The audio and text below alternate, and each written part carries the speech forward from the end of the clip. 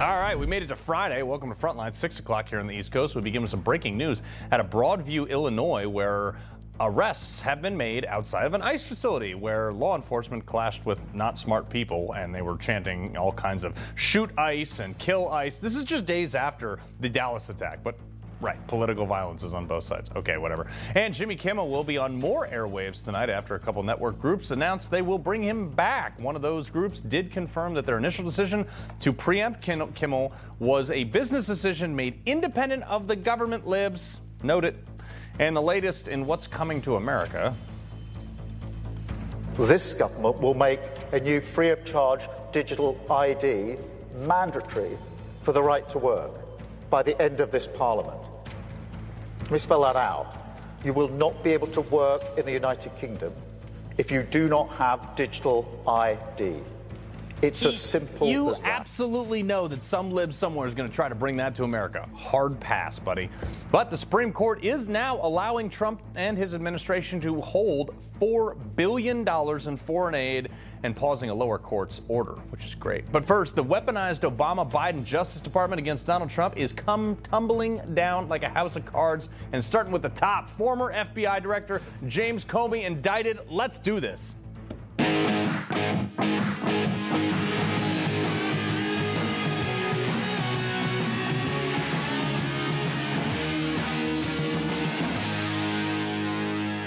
So we actually broke this on the show in the middle of it, like 6:35 last night. But now we have all the details. Former FBI Director James Comey was indicted on 2 counts, making a false statement for allegedly lying to Congress about his involvement in leaking information, and 1 count of obstruction of congressional proceedings for allegedly obstructing the Senate inquiry through misleading testimony. And Trump went off today.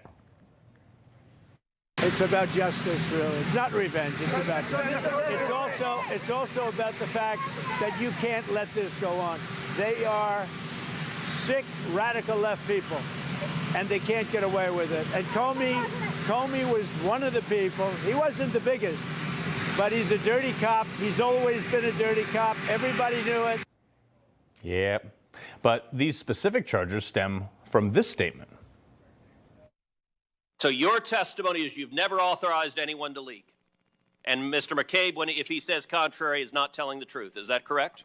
Again, I'm not going to characterize Andy's testimony, but mine is the same today. Okay, so you never leaked, authorized, or encouraged anyone else to leak? That was his testimony. But Andy McCabe, as deputy, said under oath something a little bit different. I would point out, Senator, that the director and the deputy director of the FBI are the only 2 FBI officials who have the authority and the responsibility to authorize the release of information to the media. Okay, well, we know those leaks happen here from the Federalist in 2017. Quote, one agent texted on January 10th, 2017, the same day CNN leaked details that then President-elect Trump had been briefed by Comey, which only a few people knew about bogus Christopher Steele dossier. The briefing of Trump was used as the pretext to legitimize the debunked dossier. It's zero question that the FBI leaked. It is a fact that the FBI leaked this to the press to make political hay in lieu of having a case. That is a fact, okay? And in now declassified documents, we know that since the beginning of the Steele dossier that it was the FBI that had possession of it. And we know, based on the Inspector General Michael Horowitz's report, that on one of the most sensitive FBI investigations that was briefed to the highest levels of the FBI. The same investigation shows that it was very compartmentalized to those high levels, meaning nobody else really saw it. So, if information for this investigation was held only to the highest levels where nobody else could see it, where did the leaks come from? There's only 2 options here. 1, the director did authorize those leaks or at least knew about it, or 2, he did not, but then he didn't prosecute or didn't even investigate anyone for leaking it. Kind of got him dead to rights here. Now, the legacy media wants you to believe that Trump is the guy politicizing the Justice Department. Yeah, right. He's now making Comey a martyr. a martyr for the rule of law. He became a martyr because a president said on social media to an attorney general, go and arrest this guy for the first time in our lifetime. I'm sorry, what? Unless you're younger than 2, it's not the first time in our lifetime. But in this case, they forgot. Let's just refresh their memory. In fact, according to the same New York Times that got a Pulitzer Prize for reporting on the now complete BS Russian collusion case, by the way, Biden did tell his DOJ in 2022, quote, Attorney General Merrick Garland act less like a ponderous judge and more like a prosecutor who's willing to take decisive action over the events of January 6th. The same January 6th that where we now know that 274 FBI agents were in fact undercover in the crowd, that the FBI also lied to Congress about and said were never there.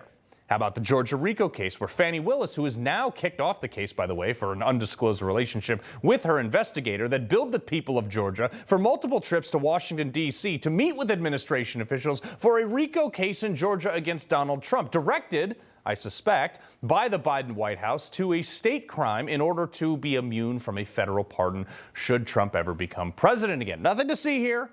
There were a whole bunch of people that got trotted down there, plastered on the front page of every newspaper with mugshots as if they were guilty on a case that's basically dead in the water now.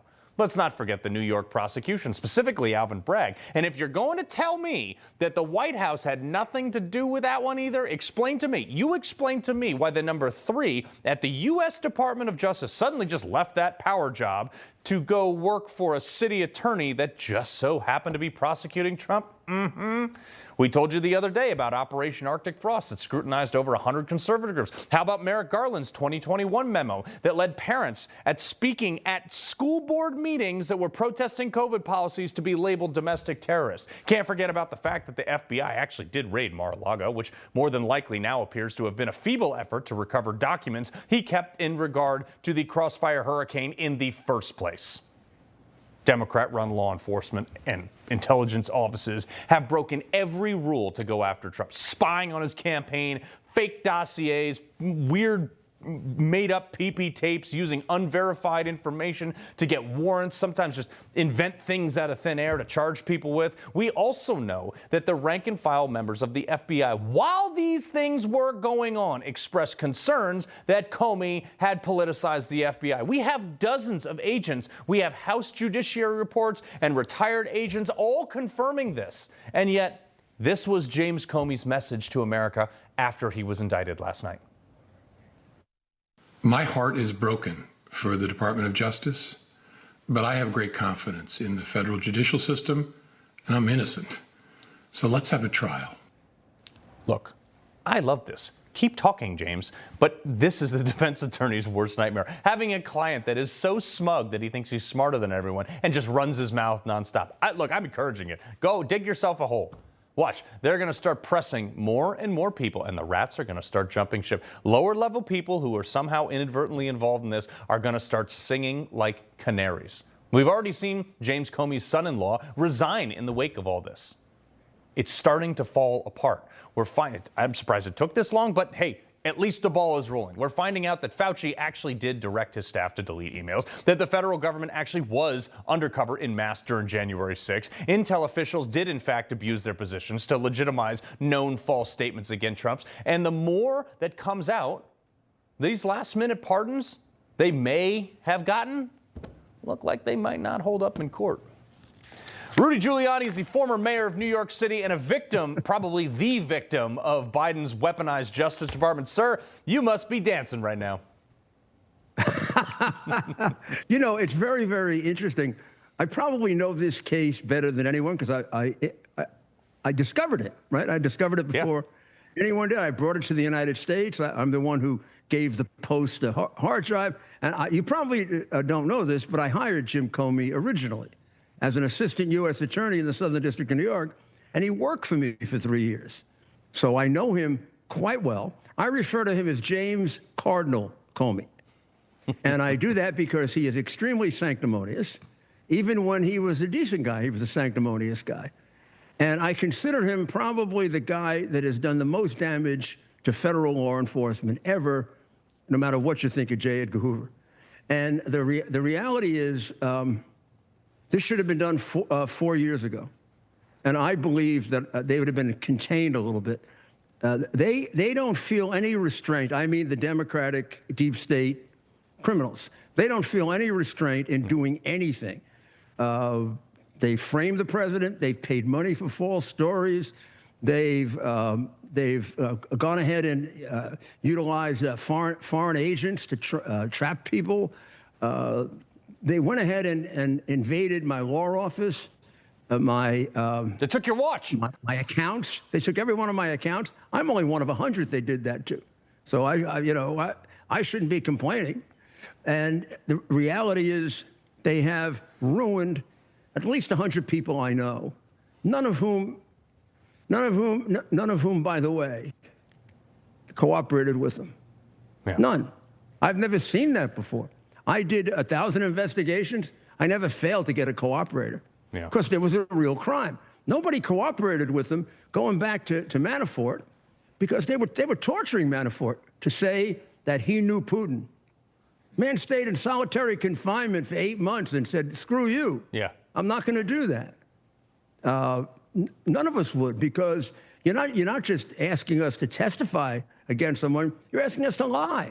Yeah. These are horrible people. The president doesn't even express as strongly as he should how horrible they are. And the idea that a president doesn't order...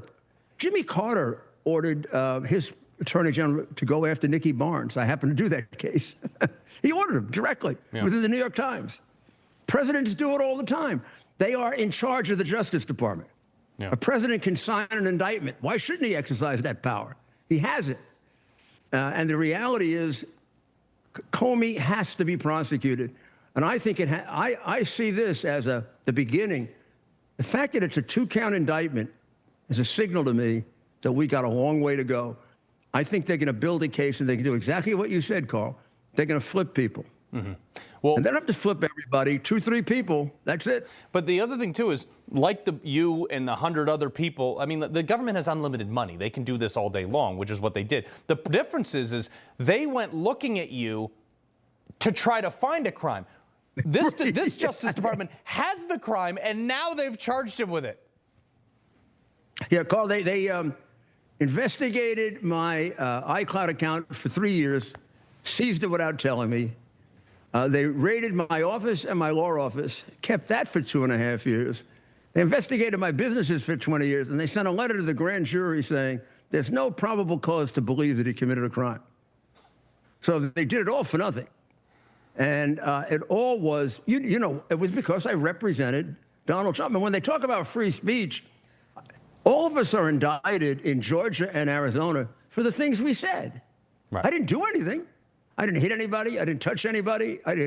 I spoke as a lawyer. Injure anybody? And I'm under indictment. Yeah. And I'm under indictment. But still. But let's actually go to that case, because this is Fannie Willis's RICO case against you, against a dozen other people. Against the president? Yeah, against the president. Against the president? Yeah. But the fact is, sir, this woman, not only did she lie about her relationship with the investigator, she billed the taxpayers of Georgia hundreds of thousands of dollars so he could go to D.C., go on vacations, do all these things, probably coordinate the investigation with them, and they had no case because he had never prosecuted a RICO case ever. Well, the day I spent in the grand jury there, her lover, I didn't know he was her lover then, was questioning me. I couldn't understand why. He didn't know anything about the case. He didn't seem to know how to question because he really wasn't a trial lawyer. Afterwards, he said to me, Fannie would like to meet you. I went upstairs and took a picture with him. So my lawyer, a wonderful lawyer, Bob Costello, said, oh, she'll never indict us. I said, you want to make a bet? She looks like a slime to me. Well, that is the craziest thing. Well, look, I hope that this whole thing falls apart. I know it's just in limbo land right now, but I mean, this is... Oh, it is. I think it has. Yeah, this has got to be sweet vindication for you, sir. It is. Every time I see the president, he looks at me and he says, we should make a hat for you, too. Rudy was right. It is true. Everything that I said, for which I've been prosecuted, persecuted, and who knows what else, we've actually proven it to be 100% correct. So I'm very happy about that, sure. Yeah. Well, hopefully one day, sir, you also get made whole in this whole thing, because you have been through the ringer and you stayed strong as one of the most firm supporters there is. Rudy Giuliani, ladies and gentlemen, appreciate it. A great job, Carl. Thank you. All right, coming up, what happens when you get hundreds of dirty hippies in New York City streets who don't know what they're talking about? Well, let's just say I had some fun. But first, I thought the FBI said there were no undercover FBI agents at the Capitol on January 6th. Oh, wait, that would have been a lie. It turns out they might have lied. And the man who broke that story, next. Again, I'm not sure that I can give you that number as I sit here. I'm not sure there were undercover agents on scene. Are you acknowledging then there were undercover agents? As I sit here right now, I do not believe there were undercover agents on scene. Under oath, sounds like former FBI Director Christopher Wray, another guy I'm not a big fan of, was pretty sure that there were no undercover FBI agents in the crowd on January 6, 2021. A claim backed up by the FBI Inspector General a month before President Trump returned to office. But according to a new exclusive bombshell report from The Blaze, it appears that Christopher Wray and the FBI may have been playing word games with the intent to mislead the American people. At best, lying, probably. The Blaze uncovered that the FBI actually acknowledged that 274 plainclothes agents were in fact among the crowd that day. Steve Baker is the investigative journalist for The Blaze who actually broke this story. Steve, I mean, bravo on this one. How did you get to the bottom of this after everybody, every media network, everyone said this wasn't a thing? Well, I want to be perfectly clear. It was The Blaze, myself, and John Solomon over at Just the News pretty much got everything simultaneously. This is something that myself, I've been working on and trying to uncover for 4.5 years. One of the things that I learned within less than a week after January 6th myself was that not only did various federal agencies have boots on the ground, but also the Department of Defense had boots on the ground that day at the Capitol. And so it's been my holy grail. It's been an obsession of mine for 4.5 years to get to the bottom of this. And so when we got this information, obviously we went out with it as fast as we could. John Solomon, he had the actual after action report that detailed this from the FBI. And there is some, you got to parse out the words undercover. We've got to parse out the words, plainclothes. Yeah. CHS, confidential human sources. And then there's I think we used initially the term embedded in the crowd, which I will stand by to a certain extent because we don't know how many agents from the various federal departments were embedded. I know that U.S. Marshals were there. We know that HSI was there. We know that FBI was there. And we know that many of them were there and pre-deployed in the crowd, because this is not necessarily nefarious. But Steve, sorry to interrupt you here. You're on a roll, and I don't want to stop you. But we have seen the videotapes. There are videotapes from the Capitol building, which Mike Johnson promised to release more, and we still haven't seen them, of 8 people, them taking handcuffs off people, fist bumping them, letting them go, showing them badges, saying that they're law enforcement. How many of these people, do we know at all or have any idea, actually may have initiated these things and even guided people into the Capitol if possible? There's so much information, disinformation related to January 6th, and having, as I said, been obsessed with it for so long. I can tell you, for instance, the fist bumping guy, he got sentenced to like 2.5 years in prison. The guy who we thought flashed a badge was not flashing a badge. But nevertheless, he was also tried and convicted. There were, though, many other very, very special and very curious individuals who had to seem to have special privileges. We recognized in the crowd firearms. We were able to identify those people carrying firearms. There is no other conclusion that if they were not arrested for being at the Capitol with firearms, they must be, agents or cops of some sort. Right. So there's a lot of those characters out there, and still much more yet to be revealed. But we do have to understand that there is a thing we want from our government, and that's to serve and to protect. And so when we have a big crowd like that, we want the feds, we want the local cops to have their counter surveillance units out there to make sure that we're safe when we're performing a First Amendment protected activity. Sure. But we also don't want them embedding and then causing problems in the process. Well, that's the thing. But, you know, like going back to this, I mean, and we have this soundbite of the left saying, all these news reports saying that it's confirmed that in the IG's report that it didn't happen. Roll this real quick. Also today, a report from the Justice Department Inspector General's office found that there were no undercover FBI employees on the scene during the January 6th attack on the U.S. Capitol. The findings knocked down a conspiracy theory advanced by some Republicans in Congress that the FBI played a role in the events of that day. The review also found that the FBI should have done more to gather intelligence before the riot unfolded, though it acknowledges that the Bureau did prepare for the possibility of violence.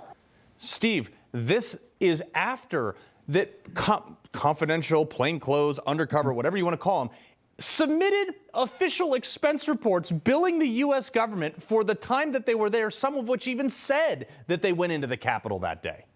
Right. Yeah, these are the word games that the agency is going to play, or the Bureau is going to play with us about between undercover and plainclothes, knowing that most Americans are not going to understand the difference. There are actual undercover FBI agents who are trained to do undercover operations. It's not the same as somebody throwing their jacket on that day when they heard that, you know, all hell broke loose at the Capitol and walking over from the Hoover building to see what was going on. That would be a plainclothes officer. The big question, though, and this is the one that we've got a piece coming out on Monday, which is our analysis piece, of which really asks the hard questions. And the most significant question is if there were 275 agents that actually came over from the various offices in D.C. to the Capitol, why did they not assist the Capitol Police and the Metropolitan Police in protecting the building? Because they didn't. We have no video evidence of them participating in protecting the building whatsoever. And also with Nancy Pelosi not receiving the guard, even though Trump offered it to her. These are all questions. Do you think anybody's going to be held accountable, sir, real quick? I'm very excited about the new committee, the new subcommittee, select subcommittee that is chaired by Barry Loudermilk. I mean, that guy's like a dog with a bone. He's one of the handful of people on Capitol Hill that I actually trust that's going to get to the bottom of this. And as long as the obstructionist in his own party will allow him to get to the bottom of this, I think he intends doing so. Well, look, sir, I can't tell you, look, my 12-year-old daughter is at her friend Pepe's birthday right now watching this because this is such an important topic. Instead of playing on a trampoline, she's watching this because she wants to know what's going on. Steve Baker, my friend, thank you, sir. Thank you so much. All right. Coming up, I took to the streets today at a protest where not really a lot of people knew what they were protesting for specifically. All that and more in our Culture Clash next.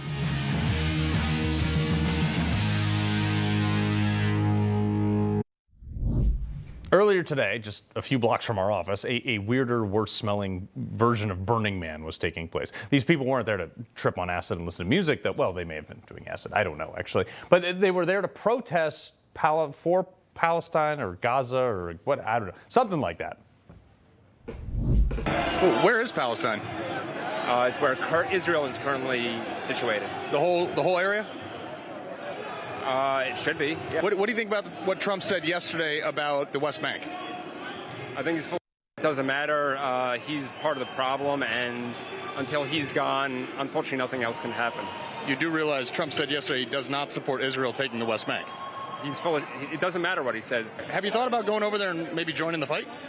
No. What do you think about what Trump said yesterday about Israel and the West Bank?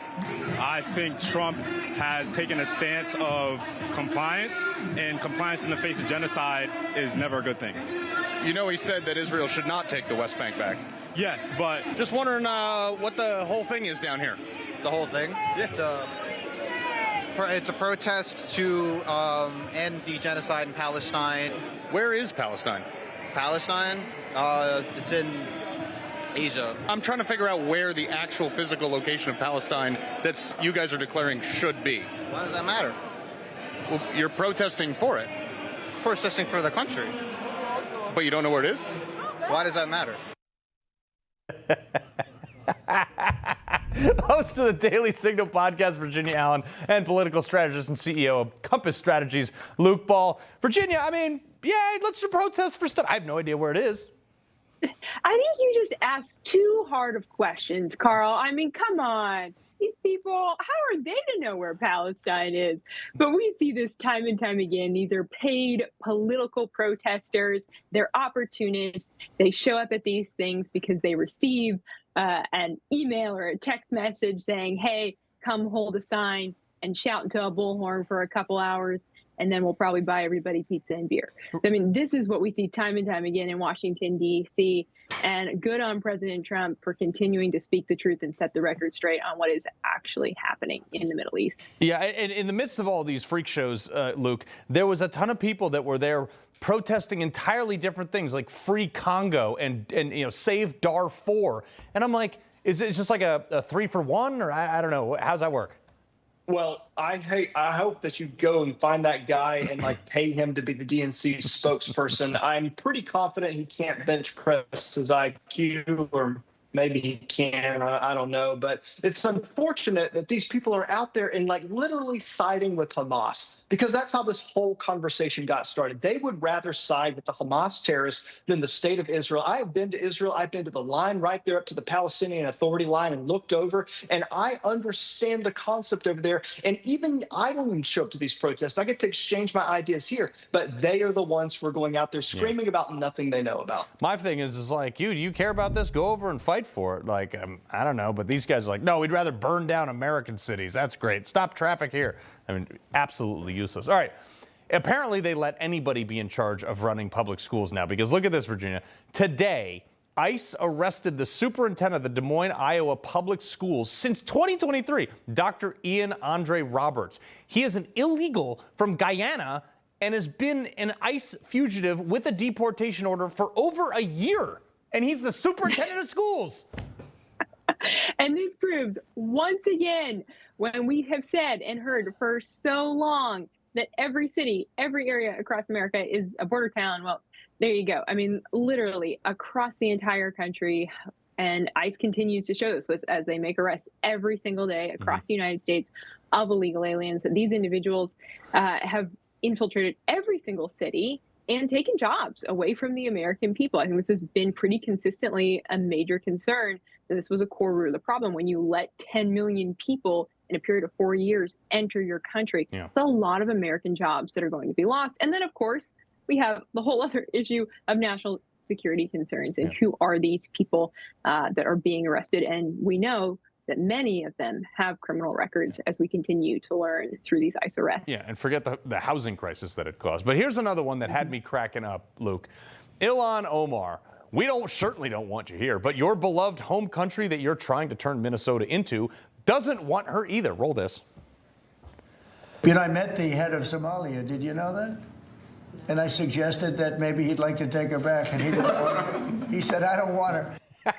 I mean, isn't that sad? The head of the country where she came from doesn't want anything to do with her.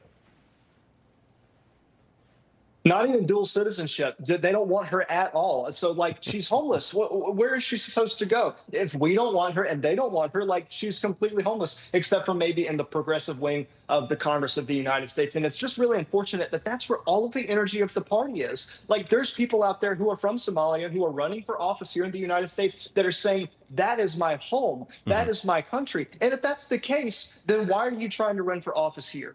Yeah, well, and the other thing, too, which a lot of people don't know, she's like, oh, I came here. Well, her father was a senior officer in the military that was committing genocide, and that's why she had to flee here, because the government collapsed and everybody wanted to off her father. I mean, just a little tidbit there.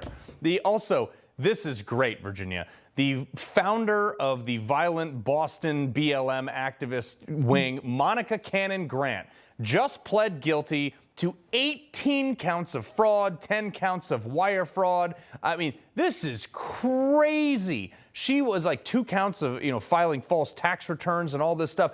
And I said, I knew this was a grift from day one, but now people are actually pleading guilty for it.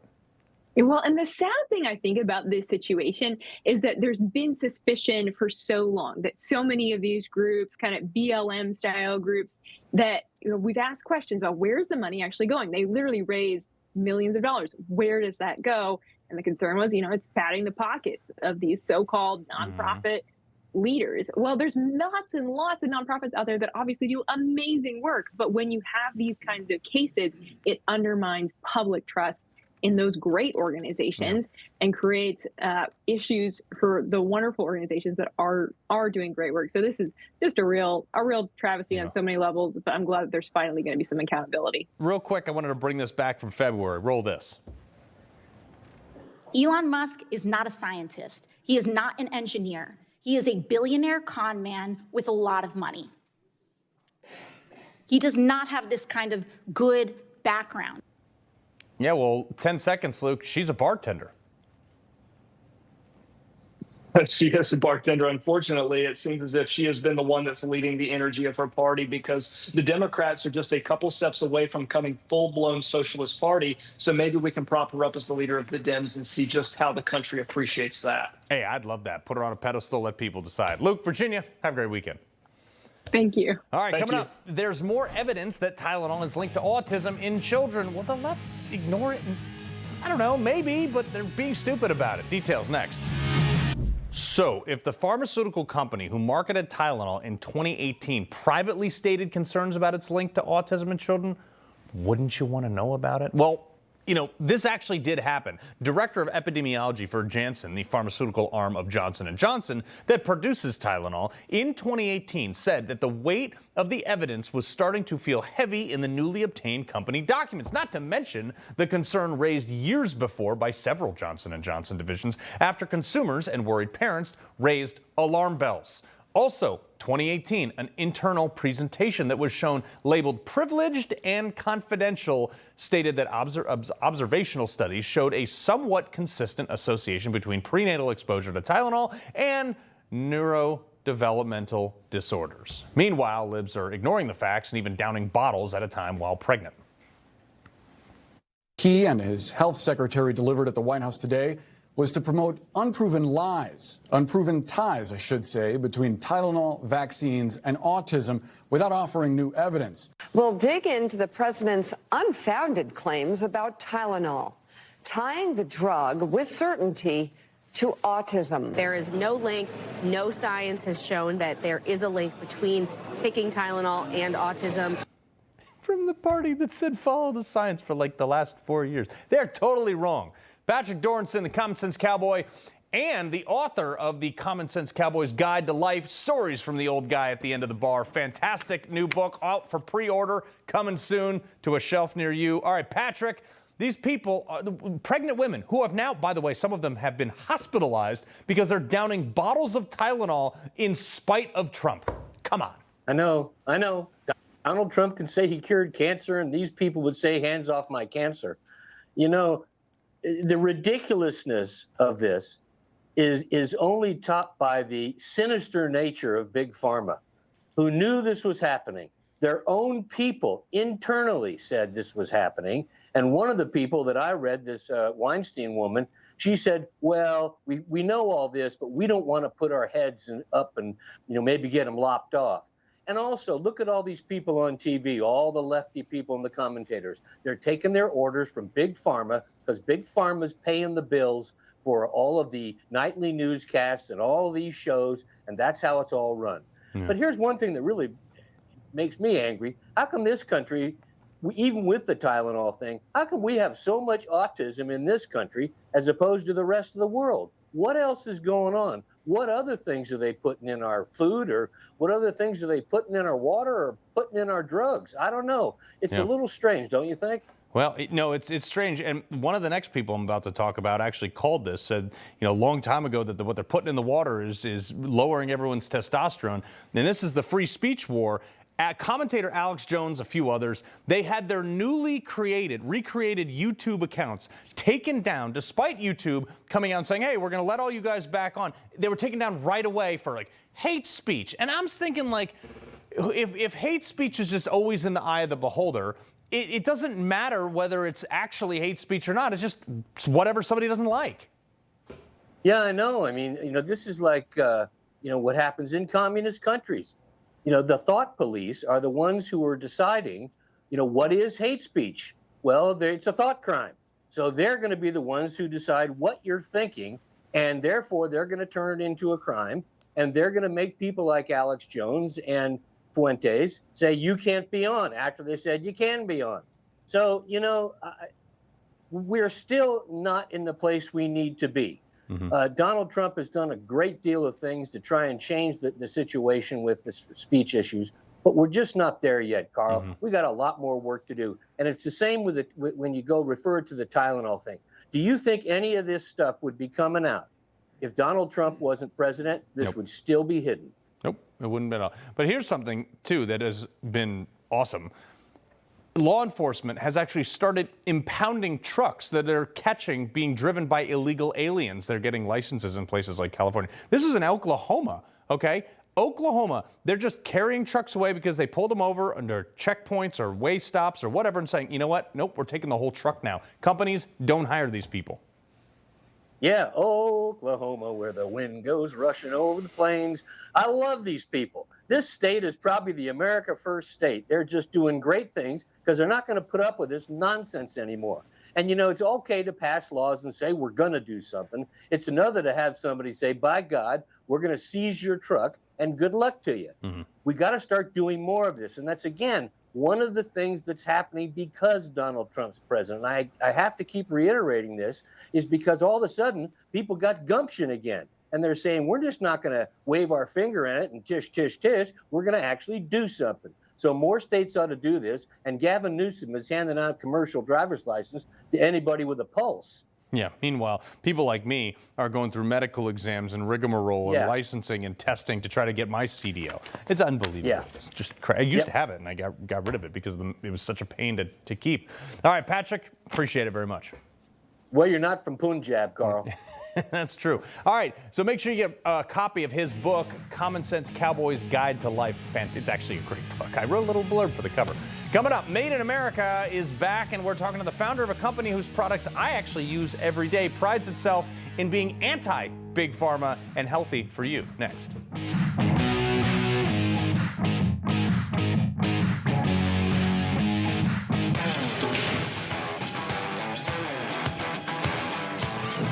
All right, Made in America. Every week we're highlighting a business that's doing it right, manufacturing at home, because Made in America ain't just a label. It's how we're making America great again. One job, one product, and one community at a time. So it's no secret that we are overwhelmed with products that contain really bad, harmful ingredients, ingest forever chemicals and plastics, doing unspeakable damage to our bodies.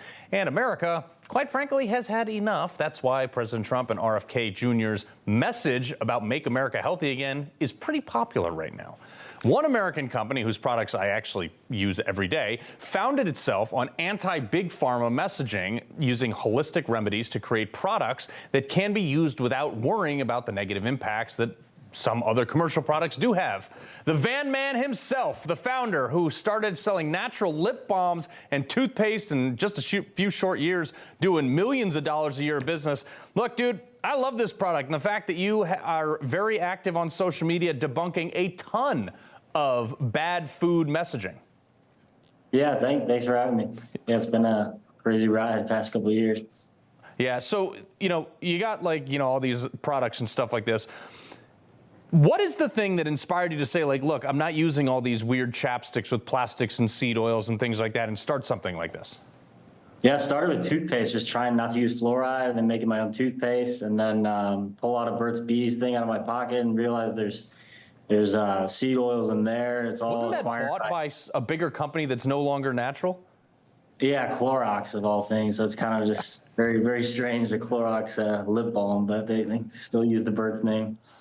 So you get started on this stuff, and then you start your own lip balm, then you start your own lotions and all this other weird stuff. Yeah. So now we're actually opening up a restaurant too to try to bring our kind of tallow moisturizer and bring that to the food space with tallow French fries like McDonald's used to do. So we're trying to bring the full, start with the bathroom into the kitchen and take over everything. So let's go into that beef tallow stuff, because there's a lot of people like, oh, it's not safe. It's like you're putting it on your lips. It's safe for that. But people are saying it's not safe to cook with. Where is that just a big pharma, big food industry talking point? Or what is beef tallow? Explain how you got there and why people are skeptical about it. Yeah, beef tallow is just the fat of a cow, just kind of rendered down and into a moisturizer. We use it in our main moisturizer. I think it's kind of dermatology would tell you it's comedogenic. It would give you acne, but that's just not the case. And for food, I think just the fight against cholesterol when in fact, like cholesterol is like a testosterone booster, a hormone supporter. So I think it's just been attacked from all angles, just fat. And I think fat is good on you and eaten. And it's just, it's been vilified for too long. Yeah, well, I mean, you're definitely bringing it back. How many people are trying this product and saying, wow, like all this other stuff, this is a lot better than all the other stuff? I think now there's hundreds of tallow companies. When we started, there was only a couple, but yeah, now it goes viral on TikTok every couple of days, viral on some other Instagram. But yeah, we have hundreds of thousands of customers, and it's our best seller every day. It's yeah, it's a must try before you try anything pharmaceutical wise. It's totally edible and yeah, a must. Yeah, I mean, look, I'm a believer. I use the chapstick. I actually think I have some with me right now, believe it or not. Oh, I sure do. Check that out. Nice. But, you know, look, it's a great product. Where do people find out more about it? Vanman.shop. We're the Vanman company on Instagram. Also on Amazon too, but try not to support Amazon. It's better to go around them. Yeah, well, more money in your pocket if you go directly to the website. The Van Man himself, we appreciate it. Thank you. Thanks for having me. All right, talk soon. All right, well, folks, also, the Charlie Kirk endorsed book, Pagan Threat, Confronting America's Godless Uprising, is now an Amazon bestseller. The obviously written by Charlie's longtime friend and pastor, Lucas Miles. Charlie Kirk encouraged Pastor Miles to write Pagan Threat, and he offered to write the foreword for the book. Pastor Miles called Charlie a martyr. You can also check out the free offer for Pagan Threat. Go to Newsmax.com. Just go online and see, and you can save like $30 with a free offer. Check it out. Before we go, New York's rat race ends, sort of, next.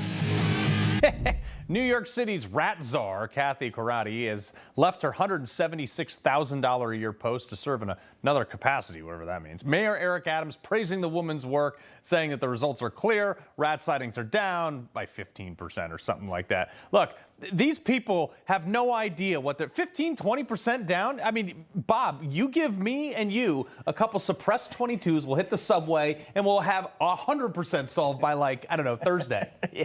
Yeah, I think we would. Just follow his orders. The rat problem would be gone. You know, they probably did something weird, like relocate the rats. Some woke thing, you know?